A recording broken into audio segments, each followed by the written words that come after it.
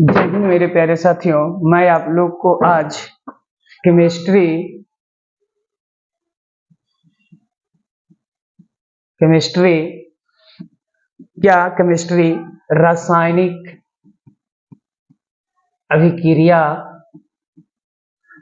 का पढ़ते हैं। देखिए कैसे पूछा जाता है, कैसे होता है। कहता है रासायनिक अभिक्रिया। तो रासायनिक अभिक्रिया जो होता है, याद रखिएगा,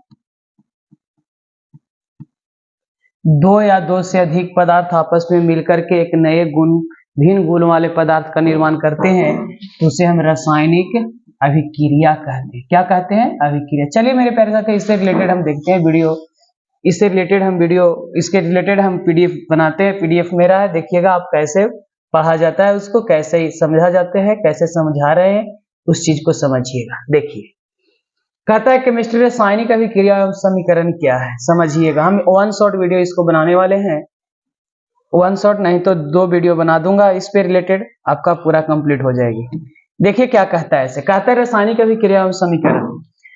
कहता है रासायनिक अभिक्रिया क्या है। रासायनिक अभिक्रिया एक ऐसी क्रिया है जिसमें कोई पदार्थ अकेले या अन्य किसी पदार्थ से मिलकर आंतरिक क्रिया कर भिन्न गुण वाले एक या एक से अधिक नए पदार्थ का निर्माण करते हैं, तो इस प्रक्रिया को रासायनिक अभिक्रिया कहते हैं। कोई पदार्थ अकेले या दो से अधिक पदार्थ मिलकर के अपने से भिन्न गुण वाले, अपने से भिन्न लक्षण वाले पदार्थ का अगर निर्माण करता है, तो उसे हम रासायनिक अभिक्रिया कहते हैं। जैसे C+O2, तो CO2 बना कि ना, कार्बन ऑक्सीजन मिला था, कार्बन डाइऑक्साइड बना। इस प्रकार से कह रहा है हमको। चलिए आगे समझते हैं हम बाबू। अगला है, देखिए क्या है। अगला है रासायनिक समीकरण। देखिए ध्यान से, एकदम आराम से पढ़ेंगे। कहता है रासायनिक समीकरण किसी रासायनिक अभिक्रिया में भाग लेने वाले पदार्थ को उसके संगत एवं सूत्रों की सहायता से संक्षिप्त निरूपण को रासायनिक समीकरण कहते हैं। यानी कहता है किसी रासायनिक अभिक्रिया में भाग लेने वाले पदार्थों को उसके संकेत एवं सूत्र की सहायता से व्यक्त कर संक्षिप्त निरूपण को रासायनिक समीकरण कहा जाता है। यानी देखिए, अगर मान लिया जाए कि हम बोल दिए कि कार्बन है और ऑक्सीजन है और मिल करके कि क्या बनाता है, तो मान लिया कि जल बनाता है। जल बना दिया। क्या बना दिया? जल बना दिया। क्या बना दिया बाबू? जल बना दिया। तो यही चीज को अगर कार्बन डाइऑक्साइड बनाएगा ना, कार्बन डाइऑक्साइड बनाएगा। तो C है और यहां मिला क्या? O2, तो क्या बनेगा? CO2 बनाएगा। सॉरी, थोड़ा सा पीछे हम सोचे यहाँ पे हाइड्रोजन है, यानी कार्बन ऑक्सीजन मिलेगा तो कार्बन डाइऑक्साइड। इसका संकेत के रूप में अगर लिख देंगे तो हम इसको क्या कहते हैं? Carbon dioxide. यानी संक्षिप्त निरूपण कर देंगे तो इसको हम कहेंगे कि रासायनिक क्या है? समीकरण है। क्या है? रासायनिक समीकरण है। देखिए ऐसे यहाँ लिखा हुआ है, C+O2 मिलाएंगे CO2 बनता है, रासायनिक समीकरण है। अभिकारक देखिए किसको कहते हैं? वैसा पदार्थ या तत्व या यौगिक जो रासायनिक अभिक्रिया में भाग लेकर नए पदार्थ का निर्माण करते हैं, उसे रासायनिक पदार्थ का अभिकारक कहते हैं। यानी नया क्या कहता है कि जो चीज रासायनिक अभिक्रिया में भाग लेता है वही चीज को हम अभिकारक कह सकते हैं। कहता है इसे प्रतिकारक भी कहा जाता है। इसे क्या कहा जाता है बाबू? प्रतिकारक भी कहा जाता है। प्रतिफल देखिए क्या कहता है। कहता है रासायनिक अभिक्रिया के फलस्वरूप बने नए पदार्थ को हम प्रतिफल कहते हैं। माने रासायनिक अभिक्रिया के फलस्वरूप जो नया पदार्थ बनता है, वो बनने वाले पदार्थ को क्या कहते हैं? प्रतिफल कहते हैं। चलिए आगे देखते हैं हम लोग किस प्रकार से होता है। ऐसे आगे कहता है, देखिए यहां बना हुआ सब प्रोडक्ट प्रतिफल। रासायनिक समीकरण को लिखने के नियम को बतावे। अगला प्रश्न है इंपॉर्टेंट से 2024 बोर्ड का। तो रासायनिक समीकरण के लिखने के नियम को बतावे। देखिए कह रहा है रासायनिक अभिक्रिया आपको रासायनिक समीकरण में व्यक्त कर लिखने के कुछ नियम होते हैं जो निम्न पर है। कहते हैं रासायनिक अभिक्रिया में मौजूद अभिकारकों को उनके संकेतों या अनुसूत्रों के समीकरण के बाईं ओर लिखा जाता है। यानी देखिए अगर हम तीर चिन्ह दे दिए तो अभिकारक को इधर बाईं ओर लिखा जाएगा और प्रतिफल को दाईं ओर लिखा जाता है। याद रखिएगा। फिर कहता है अभिकारक के संकेतों के बीच धन चिन्ह लगाया जाता है। फिर समीकरण के प्रतिफल या उत्पाद के संकेतों के बीच दाईं ओर लिखा जाता है, इस साइड लिखा जाता है, और प्रतिफल के सूत्रों के संकेतों के बीच भी कैसा चिन्ह दिया जाता है, धन चिन्ह दिया जाता है। अभिकारक और प्रतिफलों के तीर चिन्ह से अलग अलग प्रदर्शित किया जाता है, और तीर चिन्ह यह दिखाता है कि अभिक्रिया किस दिशा में हो रही है, किस तरफ हो रही है। देखिए ये दो अभिकारक है तो दोनों के बीच प्लस चिन्ह, तो इधर प्रतिफल है। देखिए इधर एक अभिकारक है, उधर प्रतिफल दो बनाए थे, दोनों के बीच क्या दिया जाता है, प्लस चिन्ह दिया जाता है। और ये अभिक्रिया का तीर है, ये अलग कर सकता है यहाँ से। आगे देखिए क्या कहता है, रासायनिक समीकरण के गुण को लिखना है। तो कहता है कि रासायनिक अभिक्रिया में अनेकों गुण या विशेषताएं पाई जाती है जो निम्नलिखित है। पहला, रासायनिक अभिक्रिया के फलस्वरूप गैस की उत्पत्ति होती है। क्या उत्पत्ति होती है, गैस। फिर बोला इसे पदार्थ के रंग में भी परिवर्तन होता है, किसके, रासायनिक अभिक्रिया के। इसके कारण ताप में भी परिवर्तन होता है, किसमें, रासायनिक अभिक्रिया जब करते हैं तो टेम्परेचर में भी परिवर्तन देखने को मिलता है। यह पदार्थ की अवस्था को भी परिवर्तित कर देता है। कौन परिवर्तित कर देता है, रासायनिक अभिक्रिया। इसके फलस्वरूप अवक्षेप का भी पृथक्कृत हो जाता है। देखिए एक बात बता रहा, जब गैस कहेगा ना तो उसके तीर का चिन्ह ऊपर मुझे होता है, और जब अवक्षेप कहेगा तो नीचे मुझे अवक्षेप का, और ऊपर मुझे गैस का चिन्ह होता है। कहते रासायनिक समीकरण से क्या क्या सूचनाएं या लाभ मिलती है, लिखें। देखिए ध्यान से, रासायनिक समीकरण से क्या क्या सूचनाएं या लाभ मिलती है, इसके बारे में हमको लिखना है। कहता है किसी भी रासायनिक समीकरण से अनेक महत्वपूर्ण सूचनाएं प्राप्त होती है। जैसे पहला बता रहा है आपको, क्या बता रहा है कि देखिए क्या इससे कह रहा है, इससे अभिकारकों एवं प्रतिफलों के संकेतों या सूत्र की जानकारी मिलता है। यानी कह रहा है कि रासायनिक समीकरण जैसे लिख दिए हम, मान लिया कि H2 और O2, तो H2O बनाया, तो हमको पता चल गया कि इधर हाइड्रोजन और ऑक्सीजन मिल करके क्या बनाने वाला है, जल बनाने वाला है। इसमें अभिकारक में भाग लेने वाले अभिकारकों के परमाणुओं एवं अणुओं की संख्या की जानकारी प्राप्त होती है। बताइए हाइड्रोजन के कितने अणु भाग लिए, तो 2, इसके भी तो 2, हाइड्रोजन के कितना बने, 2, ऑक्सीजन के कितना बने, 1। इस प्रकार से जानकारी दे देता है। यह अभिकारक के फलस्वरूप बने प्रतिफल के परमाणुओं के, प्रतिफल के बीच परमाणु के अणुओं की अपेक्षिक संख्या की भी जानकारी दे देता है। इससे अभिक्रिया में भाग लेने वाले पदार्थ और उसके फलस्वरूप बने नए पदार्थ की भी जानकारी मिलती है कि नया पदार्थ कौन बनने वाला है, ये रासायनिक समीकरण से हमें पता चल जाता है। अगला देखिए क्या है बाबू, आगे कहता है कि संतुलित रासायनिक समीकरण क्या है। तो देखिए संतुलित रासायनिक समीकरण के बारे में बताता है।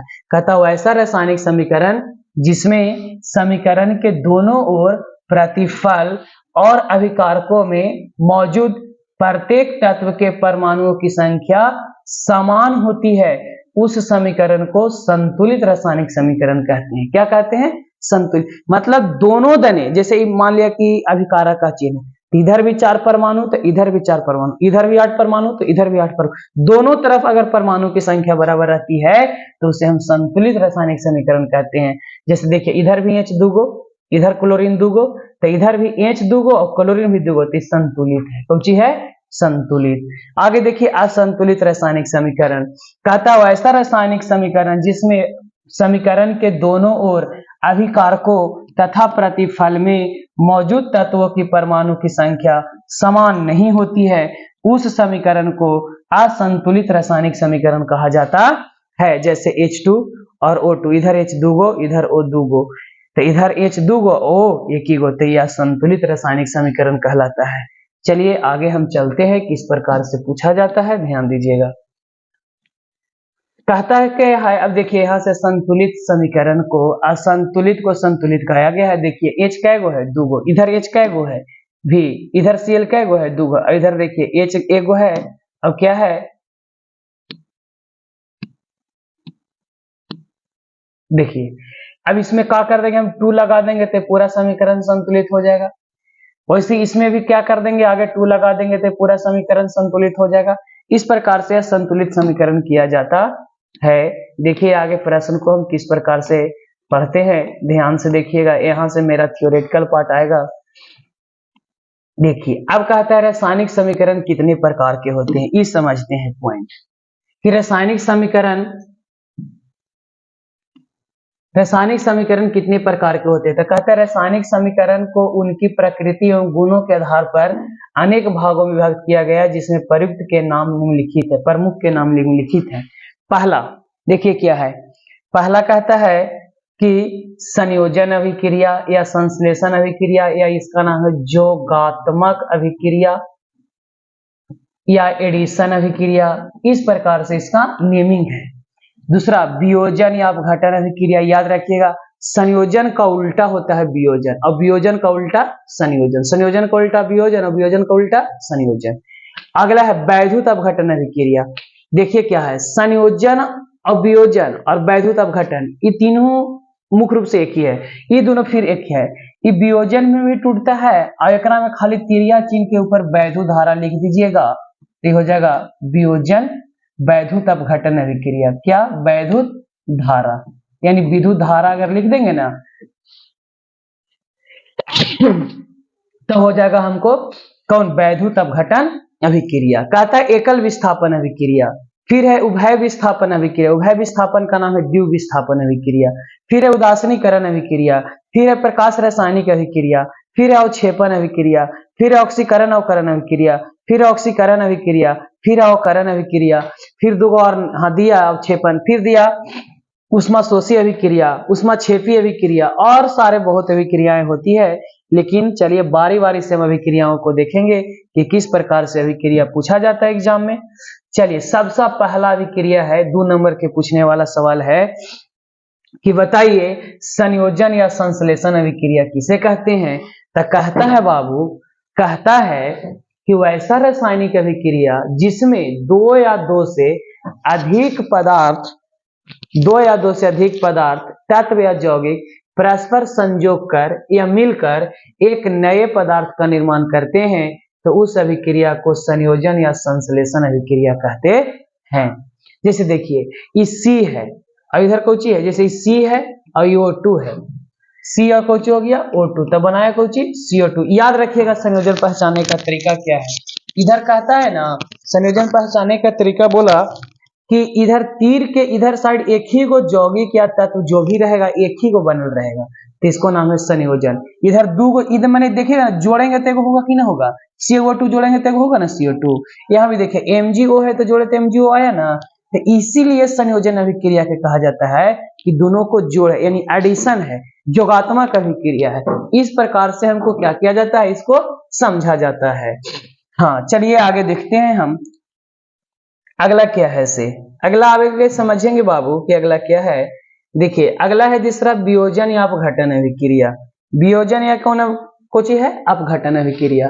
तो कहता है कि एक ऐसी अभिक्रिया जिसमें किसी यौगिक के बड़े अणु टूटकर दो या दो से अधिक यौगिक या तत्वों का निर्माण करते हैं, तो उसे अभिक्रिया को वियोजन या अपघटन अभिक्रिया कहते हैं। जैसे देखिए हमने बताया इसका उल्टा, तो बताइए अब उल्टा क्या होगा, तो CaCO3 कहने का मतलब एगो यौगिक रहेगा और टूट जाएगा, तो टूट जाएगा CaO कोची में CO2 में, यानी तिरिया के बाद अब दो गो रहेगा या दो से ज्यादा रहेगा, और तिरिया के पहले एगो यौगिक रहेगा, यानी तिरिया के बाद दो या दो से यौगिक। देखिए टूटा हुआ परिवार ना लग रहा है, पहले एक था अब अलग अलग हो गया, तो टूट गया तब घटन हो गया, तो इसीलिए नाम है वियोजन या अपघटन अभिक्रिया, यानी टूट जाता है। देखिए CaCO3 है, CaO और CO2 में टूट गया, CO2 क्या हो गया, गैस बन करके उड़ जाता है। पोटेशियम क्लोराइड क्या है, पोटेशियम क्लोराइड में टूट गया, ऑक्सीजन में क्या हो जाता है, उड़ जाता है। इस प्रकार से हम क्या कर सकते हैं, इसको बना सकते हैं। आगे है वैद्युत अपघटन अभिक्रिया। देखिए इसी अभिक्रिया में खाली ऊपर तिरिया के ऊपर क्या कर देना है ना, वैद्युत धारा लगा देना है, आपका वैद्युत अपघटन अभिक्रिया हो जाएगा। कहता है क्या, देखिए कहता है वैद्युत अपघटन अभिक्रिया कि जब किसी धातु के द्रवित ऑक्साइड एवं क्लोराइड से होकर विद्युत धारा प्रवाहित की जाती है, तो वे धातु के द्रवित ऑक्साइड एवं क्लोराइड अपघटित होकर क्या हो जाते हैं, टूट जाते हैं। याद रखिएगा, यानी वैद्युत अपघटन जैसी विद्युत धारा देंगे, याद रखिएगा यह क्लोराइड ऑक्साइड के लिए लागू होता है वैद्युत अपघटन अभिक्रिया। ओकरा में क्लोरीन ऑक्सीजन जरूर रहेगा, तो देखिए यहाँ भी है ना क्लोरीन, तो जब ओकरा विद्युत धारा गिए ना तो क्लोरीन माने सोडियम आयन में और क्लोरीन आयन में टूट जाता है तो शुद्ध धातु कैथोड पर प्राप्त होता है। याद रखिएगा, वैद्युत अपघटन अभिक्रिया में शुद्ध धातु कैथोड पर और क्लोरीन कौची पर प्राप्त होता है, एनोड पर प्राप्त होता है। इस प्रकार से हम समझते हैं। हाँ, ये भी वही चीज है, H2 हो गया वो अलग टूट जाता है, हाइड्रोजन कैथोड पर, ऑक्सीजन कौची पर, एनोड पर। देखिए यहाँ लिखा हुआ है कि सोडियम क्लोराइड में जब तो सोडियम हाइड्रोजन कैथोड पर, ऑक्सीजन एनोड पर। तो यहाँ लिखा है सोडियम एनोड पर, नहीं यहाँ सोडियम कैथोड पर होगा, गलत लिखा गया है, कैथोड होगा और क्लोरीन एनोड होगा। चलिए इस प्रकार से आगे हम लोग समझेंगे कि क्या होता है क्या नहीं होता है। चलिए ध्यान दीजिए आगे क्या है, आगे है एकल विस्थापन अभिक्रिया। देखिए ध्यान से, कौन अभिक्रिया बाबू, एकल विस्थापन अभिक्रिया। कहता है ऐसी अभिक्रिया जिसमें किसी यौगिक में उपस्थित किसी एक परमाणु के समूह को किसी दूसरे परमाणु द्वारा विस्थापित कर दिया जाता है, तो इस प्रकार की अभिक्रिया को एकल विस्थापन अभिक्रिया कहते हैं। यानी क्या कहता है ना कि दो गो दोस्त हैं, किसी दोस्त का साथी लड़ जाता है, तो लड़ा के जैसे मान ली 3 गो दोस्त हैं, 3 दोस्त हैं, ठीक है। और क्या होता है ना कि 2 दोस्त बहुत साथे हैं, जैसे मान लिया जाए कि मोनू और सोनू दोनों का गहरा दोस्त है। और एगो मान लिया जाए कि अगला दोस्त जो तीसरा दोस्त जब है ओकरा नाम है मान लिया कि टोनू। अब अभी क्रिया हुआ, सब एक सामने बात विचित कर रहा है, तो इसको लगता है कि काहे ने एकरा में से एगो दोस्तवा हमरा साथे दोस्ती कर ले, तो का कर लेता, कोई एगो दोस्तवा को तोड़ देता है, तो तोड़ करके कोई से मान लेता, मान लिया कि टोनू और मोनू दोस्त बन गया, तो बेचारा अलगे कौन हो गया, सोनू अलगे हो गया। तो जब सोनू जो अलग हुआ ना, तो यही एक व्यक्ति अलग हो गया, एक व्यक्ति कहाँ हो गया, अलग, तो अलग हो गया, इसीलिए नाम हुआ एकल विस्थापन अभिक्रिया। यानी वैसी अभिक्रिया जिसमें किसी यौगिक में उपस्थित किसी एक परमाणु के समूह को दूसरे परमाणु द्वारा विस्थापित कर दिया जाता है, माने दूसरा दोस्त दूसरा को हटा देता है, तोड़ देता है, तो इस प्रकार की अभिक्रिया को एकल विस्थापन अभिक्रिया कहते हैं। जैसे देखिए लोहा कॉपर सल्फेट से अभिक्रिया किया तो फेरस सल्फेट बना लिया और कॉपर बेचारा अलग हो जाता है। क्यों ऐसा होता है, क्योंकि लोहा जो होता है कॉपर से अधिक अभिक्रियाशील धातु है, इसलिए कम अभिक्रियाशील धातु को विस्थापित कर देता है और अपने स्थान को ग्रहण कर लेता है। वैसे यहाँ पे भी बनाया हुआ है कि सिल्वर AgNO3 कॉपर को सिल्वर नाइट्रेट से अभिक्रिया किया तो कॉपर नाइट्रेट बना और सिल्वर बेचारा अलग हो जाता है, इस प्रकार से। अब देखिए आगे है उभय विस्थापन अभिक्रिया। क्या है बाबू, उभय विस्थापन अभिक्रिया। देखिए उभय विस्थापन अभिक्रिया आपको क्या कहता है, इसे ये अभिक्रिया कहता है कि वैसी रासायनिक अभिक्रिया जिसमें किसी दो यौगिक के दो परमाणु या परमाणुओं के समूह का विनिमय आदान प्रदान होता है, तो उस अभिक्रिया को उभय विस्थापन अभिक्रिया या द्विव विस्थापन अभिक्रिया कहा जाता है। जैसे देखिए ENA अलग दोस्त, Cl अलग दोस्त, Ag अलग दोस्त, NO3 अलग दोस्त, तो ये अभी दोनों एक साथ है, ये अभी दोनों एक साथ है, दोनों में कुछ टन फिश होगा तो दोनों लड़ाई कर लेगा, तो मान ले कि एक दोस्त ही बन जाएगा। तो देखिए सोडियम का यानी सोडियम का जो है वह सोडियम का NO3 दोस्त बन गया, तो NaNO3 हो गया और AgCl एगो हो गया, और जो नीचे की ओर बच जाता है तो एगो अवक्षेपण अभिक्रिया हो जाता है। कौन अभिक्रिया हो जाता है, अवक्षेपण अभिक्रिया। तो जब उभय विस्थापन में अगर तीर लग जाएगा तो अवक्षेपण अभिक्रिया हो जाती है। आगे देखिए उसी प्रकार से सब क्या होता है ना कि अपने दोनों दोस्त, देखिए FeS है तो यहाँ क्या कर लेता है, SO4 से भी क्या कर लिया, अभी देखिए SO4, अब H2S से अभिक्रिया कर लेते हैं, H2S से अभिक्रिया हो जाएगा। तो इस प्रकार की अभिक्रिया को हम द्विव विस्थापन अभिक्रिया कहते हैं। कौन अभिक्रिया कहते हैं बाबू, द्विव विस्थापन अभिक्रिया कहते हैं। आगे समझिएगा आगे क्या है, इसे आगे कहता है आपको, देखिए उदासीनीकरण अभिक्रिया। उदासीनीकरण अभिक्रिया क्या है, वैसी अभिक्रिया जिसमें कोई अम्ल भस्म के साथ अभिक्रिया करके लवण तथा जल का निर्माण करते हैं, तो उस अभिक्रिया को उदासीनीकरण अभिक्रिया कहते हैं। याद रखिएगा इतिरिया के बाद एगो जल जरूर रहेगा, जानिएगा, और जब इतिरिया के पहले देखेगा ना तो एगो में OH जरूर लगा रहेगा। तो बताइए OH लगा रहता है से क्षार और जल बनाना कॉन्फिडेंस है, तो याद रखिएगा ये OH लगा रहता है क्षार हो गया और ये वो अम्ल हो गया, और देखिए यहाँ जल भी लगा हुआ है। तो ये दो चीज जब मिल जाएगा तब कह दीजिएगा कि कौन अभिक्रिया है, उदासीनीकरण अभिक्रिया है। यानी अम्ल क्षार से अभिक्रिया कर करके लवण और जल बनाती है। इस पूरा प्रोसेस को हम क्या कहते हैं, उदासीनीकरण अभिक्रिया कहते हैं। क्या कहते हैं, उदासीनीकरण अभिक्रिया कहते हैं। चलिए आगे देखते हैं, आगे क्या है, आगे कहता है प्रकाश रासायनिक अभिक्रिया क्या है। देखिए कहता है कि वैसी अभिक्रिया जो प्रकाश की उपस्थिति में, किसकी उपस्थिति में, प्रकाश की उपस्थिति में घटित होती है, उस अभिक्रिया को प्रकाश रासायनिक अभिक्रिया कहते हैं। क्या कहते हैं, प्रकाश रासायनिक अभिक्रिया। यानी तिर्यक संयोजनीय अभिक्रिया है। अगर ऊपर सनलाइट लिख दिया ना तब ओकरा नाम हो गया प्रकाश रस। अगर बताइए ये अगर ना रहता तो ये दोनों मिल करके एगो यौगिक बन रहा है कि नहीं बन रहा है, तो इसको हम बोलते कि कौन अभिक्रिया है। अगर ये ना रहता, मान लीजिए कि ना रहता तो एगो मिल करके बन रहा है कि ना, तो संयोजन कहलाता। लेकिन अगर ये है तो कौन सी कहलाएगा, प्रकाश रासायनिक अभिक्रिया कहलाएगा। देखिए सारे तीर के ऊपर लिखा होगा सनलाइट, है ना लिखा हुआ। तो हाँ चलिए आगे चलते हैं। आगे हमारा क्या है बाबू, अवक्षेपण अभिक्रिया। देखिए अवक्षेपण अभिक्रिया किसे कहते हैं। कहता है एक ऐसी अभिक्रिया जिसमें कोई प्रतिफल ठोस के रूप में विलयन से अलग होकर पेंदी में बैठ जाता है, और उस अभिक्रिया को अवक्षेपण अभिक्रिया कहते हैं। उस अभिक्रिया को क्या कहा जाता है बाबू, अवक्षेपण अभिक्रिया कहा जाता है। जैसे मान लिया NaCl है, सिल्वर नाइट्रेट है, तो NaNO3 बना और AgCl बना, और AgCl के नीचे ऐसे तीर दे देते हैं, तो ये कौन अभिक्रिया कहला जाएगा, अवक्षेपण अभिक्रिया कहला जाएगा। चलिए हो गया। अवक्षेपण में खाली एगो पहचान है कि नीचे तीर लगा हुआ रहेगा, ऐसे तीर लगा हुआ रहेगा, ये अवक्षेपण अभिक्रिया। अगला देखिए ऑक्सीकरण अभिक्रिया क्या है, ध्यान दीजिएगा, थोड़ा सा अच्छी से समझना है इसको, ऑक्सीकरण अभिक्रिया को।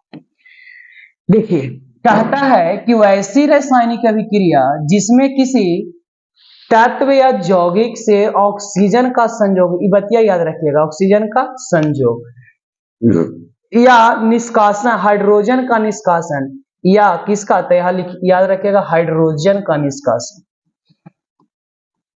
हाइड्रोजन का ऑक्सीजन का संयोग और हाइड्रोजन का निष्कासन होता है, तो उस अभिक्रिया को ऑक्सीकरण अभिक्रिया कहते हैं। ऑक्सीकरण का दूसरा नाम है उपचयन। उपचयन, उपचयन का एक और दूसरा नाम है उपचयित। उपचयित इस प्रकार से, तो देखिए C है, O2 मिला तो CO2 बना कि ना, तो क्या हो गया, ऑक्सीकरण हो गया। HCl है, MnO2 है, तो देखिए MnCl2, H2O यहाँ बना, तो Cl2, तो ये भी बोल सकते हैं कि ऑक्सीकरण अभिक्रिया। SO2 देखिए यहाँ भी वो मिल गया, तो कौन अभिक्रिया हो गया, ऑक्सीकरण। मैंने ऑक्सीजन का जोड़ देना है, अगर हाइड्रोजन हट जाता है तो ये ऑक्सीकरण अभिक्रिया कहलाता है। देखिए अगला है यहाँ वैसी रासायनिक अभिक्रिया जिसमें किसी तत्व या यौगिक के साथ हाइड्रोजन का संयोग या किसी यौगिक से ऑक्सीजन का निष्कासन होता है, तो उस अभिक्रिया को अवकरण अभिक्रिया कहते हैं। यह ऑक्सीकरण अभिक्रिया के ठीक उल्टी होती है। हो रहा है कि नहीं हो रहा है, हाँ ठीक उल्टी होती है, तो उसे हम क्या कहते हैं, ऑक्सीकरण अभिक्रिया कहते हैं। देखिए ध्यान से क्या कहा, H2 है, O2 है, तो क्या हुआ यहाँ पे H2O बना, यानी हाइड्रोजन भी संयोग हो गया, तो इसको क्वेश्चन हो गया अवकरण अभिक्रिया।